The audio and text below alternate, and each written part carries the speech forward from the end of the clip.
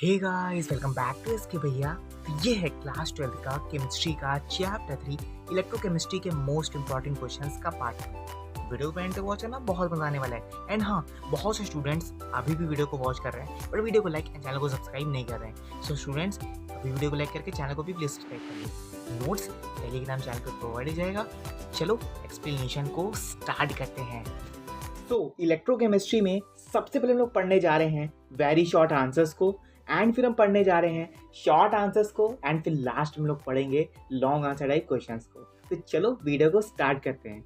और हाँ, बहुत से स्टूडेंट्स ये भी कहेंगे कि भैया आगे का लेक्चर दो, तो भाई आगे का लेक्चर भी आएगा, बट बहुत से ऐसे इंपॉर्टेंट क्वेश्चंस हैं जो कि तुम्हारे हाफ ईयरली पेपर के पर्पज से बहुत इंपॉर्टेंट है।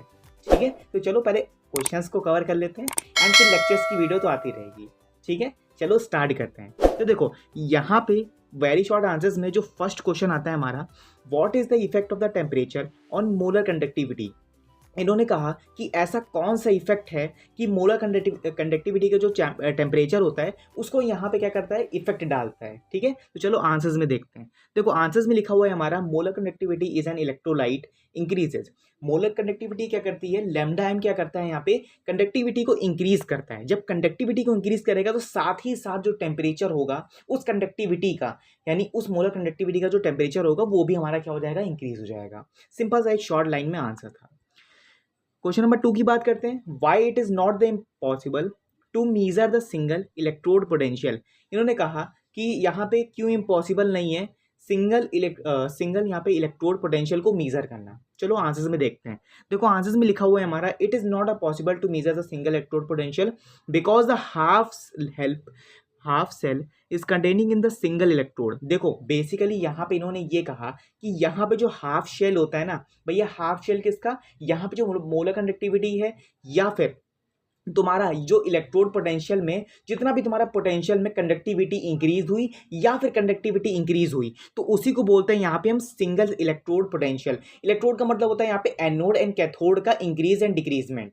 ठीक है, increment and decreasement. But increment और डिक्रीजमेंट जब होगा जब कंडक्टिविटी को हम बढ़ाएंगे या फिर कंडक्टिविटी को घटाएंगे।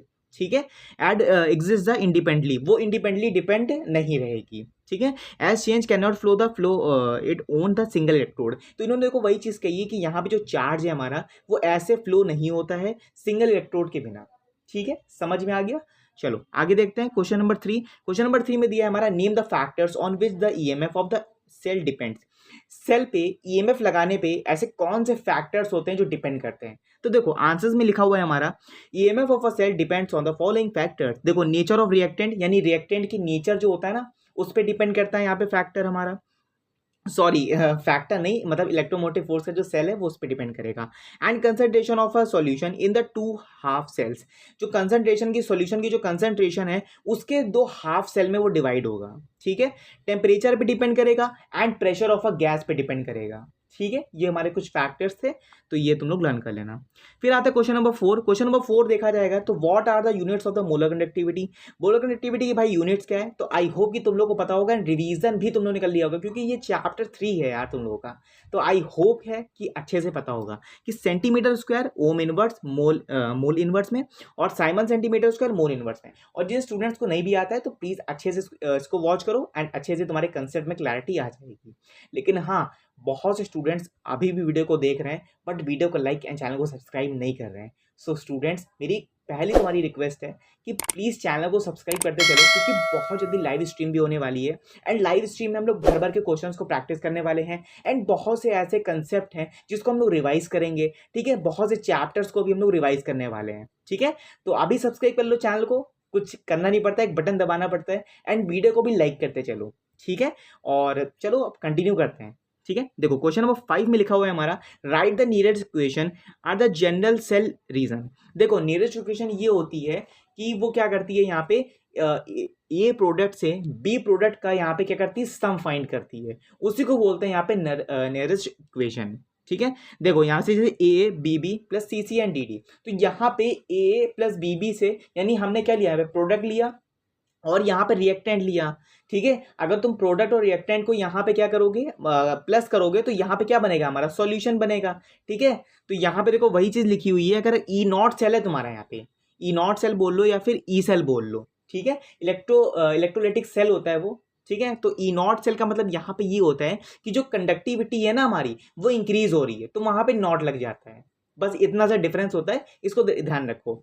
ई cell equal to E naught cell minus का आर टी इन सी में कंसंट्रेशन हम देख रहे हैं एंड डी की कंसंट्रेशन में निकाली, यानी किस क्या निकाला हमने यहाँ पे रिएक्टेंट निकाला, यानी सॉल्यूशन फाइंड किया, sorry not reactant.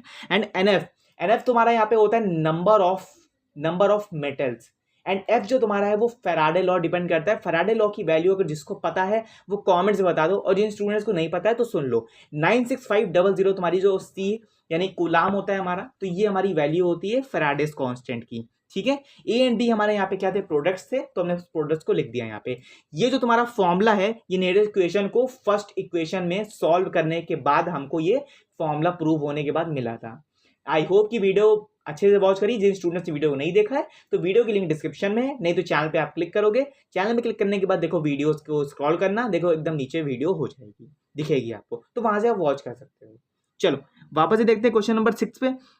Question number 6 पे लिखा हुआ है हमारा, what is the EMF of the cell. Cell का ईएमएफ बताओ हमको, and when the cell reaction attains the equilibrium, और सेल की जो रिएक्शन है वो अटेन हो रही है किसमें, इक्विलिब्रियम में। किस इक्विलिब्रियम में उसको बताओ यहाँ पे। तो सिंपल सी बात है कि अगर इक्विलिब्रियम में तुमसे बात करें, इक्विलिब्रियम का मतलब होता है कि बहुत ही डीप टेम्परेचर, ठीक है। इक्विलिब्रियम क्या करता है कि जितनी भी रिएक्शंस होती हैं, जितनी भी हमारी कंडीशंस होती हैं, उनको यहाँ पे क्या कर देता है, डीप यानी पूरा डिक्रीज कर देता है, ठीक है। ग्राफ दिखाऊं बना के, तो देखो ग्राफ कुछ ऐसे होता है, ठीक है, ऐसे कुछ ग्राफ होता है इसका। तो देखो ये होती है हमारी इक्विलिब्रियम का पार्ट, ठीक है। तो यहाँ पे क्या होता है, हमारे यहाँ पे कंसंट्रेशन होती है, ये हमारा टेम्परेचर होता है। तो टेम्परेचर क्या होता है, एकदम डाउन हो जाता है। तो यहाँ पे इक्विलिब्रियम क्या काम करता है कि उस सेल की जो रिएक्शन है, उस सेल की जो रिएक्शन की जो ईएमएफ है यानी इलेक्ट्रोमोटिव फोर्स है, उसको पूरा डाउन कर देगा। एंड बहुत से ऐसी रिएक्शंस होगी यानी ऐसी कंडीशंस होगी जो कि उसको भी डिक्रीज कर देगा। तो यहाँ पे जो वैल्यू आएगी तुम्हारी वो जीरो आ जाएगी। अब बहुत से स्टूडेंट्स क्या होंगे, भैया तुरंत बता देते कि जीरो हो जाएगी वैल्यू, बस काम खत्म। देखो अगर कंसेप्ट में क्लैरिटी रखोगे, यानी एक एक क्वेश्चन के बारे में समझोगे कि देखो ये कैसे हुआ जीरो, क्यों हुआ जीरो, तो भाई समझ में आएगा ना। ऐसे हर क्वेश्चंस को मैं रख दूं तुम्हारे सामने और बता दूं आंसर्स को पढ़ पढ़ के कि देखो ये आंसर हो गया, खत्म हो गया, लेक्चर हो गया खत्म। भाई ऐसे नहीं होती है पढ़ाई, अच्छे से पढ़ो। कंसेप्ट अगर नहीं समझ में आ रहा तो प्लीज मुझसे पूछो दोबारा से, लेकिन यार अच्छे से पढ़ो और कमेंट्स में बताओ तुम लोग कि समझ में आ रहा है कि नहीं आ रहा है। कमेंट्स में बहुत से स्टूडेंट्स अभी कमेंट्स नहीं कर रहे हैं, कोई नहीं कमेंट्स नहीं कर रहे हो, कोई इशू नहीं है, बट कोई कमेंट्स करो। बहुत से स्टूडेंट्स में से सब लोग कमेंट्स करो और बताओ कि लेक्चर कैसा लग रहा है एंड क्या चीज़ समझ में आ रही है, क्या चीज़ नहीं समझ में आ रही है, ठीक है। मैं कंसेप्ट के मतलब साथ बताता हूँ तुम लोगों को कि भाई अच्छे से समझ में आ रही है क्वेश्चन। अब वो नहीं है कि भाई एक एक क्वेश्चन पढ़ दिया एंड फिर आंसर्स को बता दिया, आंसर्स को डिटेल में एक्सप्लेन करके समझो। चलो अब वापस से ट्रैक पे आते हैं। फिर लिखा हुआ है हमारा, देखो ये पे 7 question, what is the electrolyte use in a dry cell. देखो ड्राई सेल हमारा प्राइमरी सेल का एग्जांपल है, यानी प्राइमरी सेल जब हमने पढ़ा था तो वहां पे हमारा ड्राई सेल में एग्जांपल आता है, ठीक है। ड्राई सेल में इन्होंने कहा कि कौन सा इलेक्ट्रोलाइट यूज करते हैं, तो यहाँ पे देखो लिखा हुआ है a paste of the NH4Cl and MnO2 and carbon. देखो बेसिकली यहाँ पे जो सेल का स्ट्रक्चर होता है उसमें हम दो यहाँ पे ऐसे पेस्ट यूज करते हैं जिनका जो जिंक होता है ना वो यहाँ पे आयंस पे डिपेंड करता है, ठीक है। जैसे ही वो आयंस खत्म होते हैं यानी डिसोशिएट होते हैं, इलेक्ट्रॉन के साथ यहाँ पे रिएक्शन करते हैं एंड उस रिएक्शन के करने के बाद वो रिएक्शन किसके साथ होती है, इन पेस्ट के साथ होती है। तो जैसे ही ये पेस्ट खत्म होता है धीरे धीरे, वैसे ही जिंक खत्म हो जाता है हमारा, तो जो हमारा सेल होता है वो डेड हो जाता है, ठीक है। तो ये होता है हमारा primary cell and dry cell का एग्जांपल है। तो ये हो गया तुम्हारा NH4Cl एंड MnO2। फिर आता है हमारा क्वेश्चन नंबर 8। क्वेश्चन नंबर 8 में लिखा हुआ है हमारा, how is the cell constant calculated from the conductance value से। इन्होंने कहा कि कैसे होगी हमारी सेल कांस्टेंट का कैलकुलेट करते हैं हम, तो कंडक्टर की वैल्यूज को कैसे बताएगा हमको। तो चलो आंसर्स में देखते हैं। देखो आंसर्स में लिखा हुआ है हमारा, सेल कांस्टेंट जो होता है हमारा वो स्पेसिफिक कंडक्टेंस अपॉन में ऑब्जर्व कंडक्टेंस डिपेंड करता है। अब ये क्यों डिपेंड करता है, ठीक है। सेल कांस्टेंट बेसिकली ये रिप्रेजेंट करता है तुमको कि सेल का जितना भी हमारा इंक्रीज या डिक्रीजमेंट की कंडक्टिविटी हमारी डिपेंड हुई, या फिर किसी भी एटम से या फिर किसी भी प्राइमरी सेल या सेकेंडरी सेल या फ्यू सेल की अगर बात करें यहाँ पे, तो वहां का जो सेल कांस्टेंट है वो एक कंडक्टेंस पे डिपेंड करता है। जितने भी इलेक्ट्रॉन्स यहाँ पे फ्लो हो रहे हैं यानी चार्ज हो रहे हैं, वो कंडक्टेंस यानी एक कंडक्टिविटी जनरेट होगी, तो उसी को बोलते हैं यहाँ पे हम एक सिंपल सा पार्ट ऑफ सेल कांस्टेंट, ठीक है। फिर आता है हमारा क्वेश्चन नंबर 9। क्वेश्चन नंबर 9 में लिखा हुआ है हमारा what flows is the internal circuit of the galvanic cell. इन्होंने कहा कि गैल्वेनिक सेल में इंटरनल सर्किट में क्या फ्लो होता है। भाई सिंपल सी बात है, आयंस फ्लो होंगे। अगर गैल्वेनिक सेल में तुम लोग इलेक्ट्रॉन्स बता दिया तुम लोगों ने, भाई सही बता दो कि भाई तुम लोग फिर नहीं समझ पाए, फिर भाई हो ही नहीं पाएगा तुम लोग से। भाई सही बताओ तुम लोग फिर बेवकूफ़ी करोगे, फिर वहाँ पे बेवकूफ़ी करोगे। अगर जिसने से इलेक्ट्रॉन्स लगाया ना भाई, बेवकूफ़ी है। भाई देखो गैल्वेनिक सेल में हमेशा ध्यान रखो कि आयंस की बात करी जाएगी, चाहे वो गैल्वेनिक सेल हो, चाहे वो इलेक्ट्रोलिटिक सेल हो, चाहे वो फ्यूल सेल हो। ठीक है, इन सब सेल्स में क्या होता है कि आयंस फ्लो होते हैं, इलेक्ट्रॉन्स नहीं होते हैं। तो इलेक्ट्रॉन्स मत टिक कर देना है, ठीक है। तो लोग अच्छे स्टूडेंट्स तो नहीं करोगे। फिर देखो आता है हमारा क्वेश्चन नंबर 10। क्वेश्चन नंबर 10 में जो हमारा आंसर लिखा क्वेश्चन लिखा हुआ है वो आता है हमारा define the electrochemical series. Electrochemical series को चलो डिफाइन करते हैं। देखो आंसर्स में लिखा हुआ है हमारा the arrangement of the various electrodes. देखो जो हमारा अरेंजमेंट में लगे होते हैं ना इलेक्ट्रोड्स, उनको बोलते हैं यहाँ पे इंक्रीजिंग एंड डिक्रीजिंग ऑर्डर में होते हैं, ठीक है। And there the standard introduction potential is called the electrochemical series. देखो उसमें क्या होता है, इंक्रीजमेंट एंड डिक्रीजमेंट में ये होता है कि जो हमारा स्टैंडर्ड रिडक्शन पोटेंशियल होता है ना, वो या तो इंक्रीज होगा या तो डिक्रीज होगा। तो यही डिफाइन करता है हमारा कौन, इलेक्ट्रोकेमिकल सीरीज। ठीक है, समझ में आ गया। और कोई भी डाउट है, कोई भी इश्यू, तो प्लीज कमेंट बॉक्स में कमेंट्स पिन करो एंड वीडियो को लाइक करके चैनल को भी प्लीज सब्सक्राइब कर लो स्टूडेंट्स। अब चलो क्वेश्चन नंबर 11 पे देखते हैं। क्वेश्चन नंबर 11 पे लिखा हुआ है हमारा why is the concentrated solution a strong electrolyte shows a deviation from the Debye Huckel Onsager equation. ठीक है, तो देखो हेबे-हकल-ऑस्कर इक्वेशन क्या होती है हमारी, ये होती है हमारी inter atomic forces attraction on large. जो इंटर एटॉमिक फोर्सेज हमारी क्या करती है यहाँ पे, बढ़ाती है, उसी को बोलते हैं यहाँ पे डेबे-हकल रूल।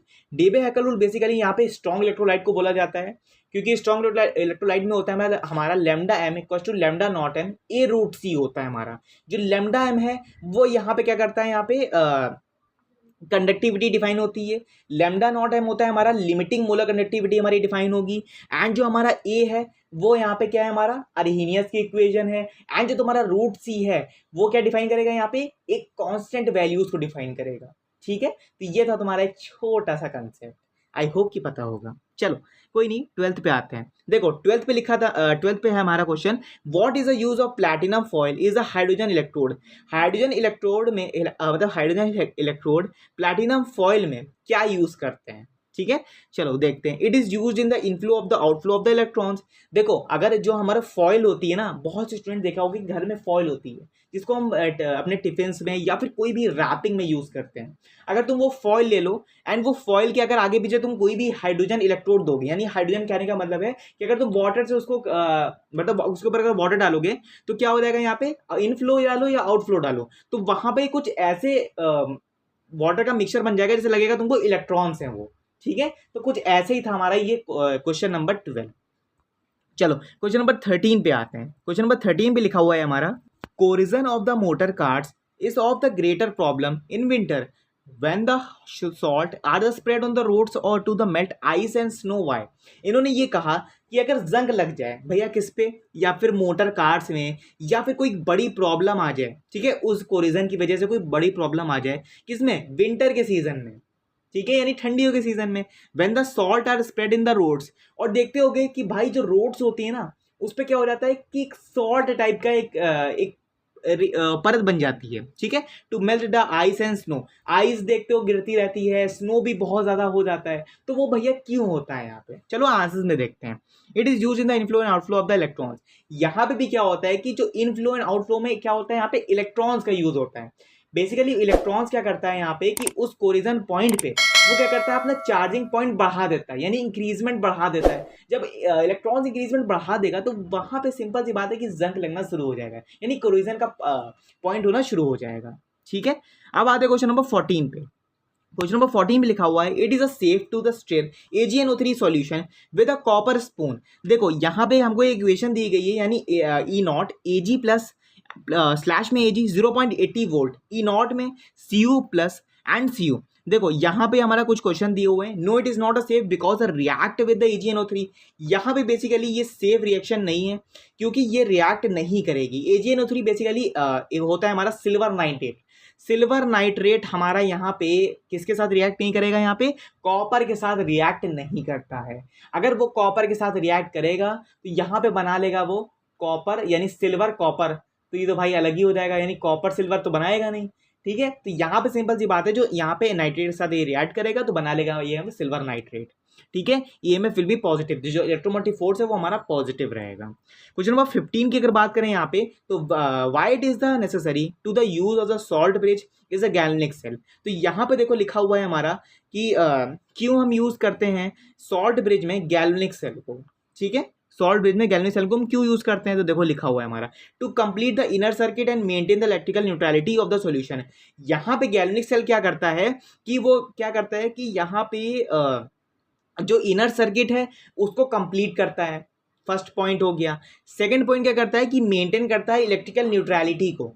जब इलेक्ट्रिकल न्यूट्रलिटी हमारी सही होगी तभी तो गैल्वेनिक सेल काम करेगा। ठीक है, जो सॉल्ट ब्रिज है वो हमारा काम करेगा। एथोड एंड कैथोड एंड एनोड की जो रॉड्स हैं, यानी जिंक और कॉपर की रॉड्स हैं, वो वर्क करेंगी, अदरवाइज वर्क ही नहीं करेंगी।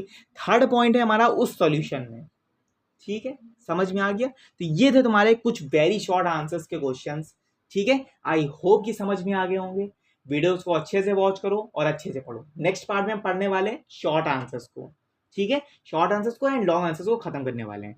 ठीक है, या फिर शॉर्ट आंसर्स को भी कवर कर लेंगे। आई होप कि अच्छे से समझ में आया होगा एक्सप्लेनेशन। प्लीज वीडियो को लाइक करके चैनल को प्लीज सब्सक्राइब कर लो। मिलते हैं हमारे नेक्स्ट पार्ट में। Thank you so much for watching.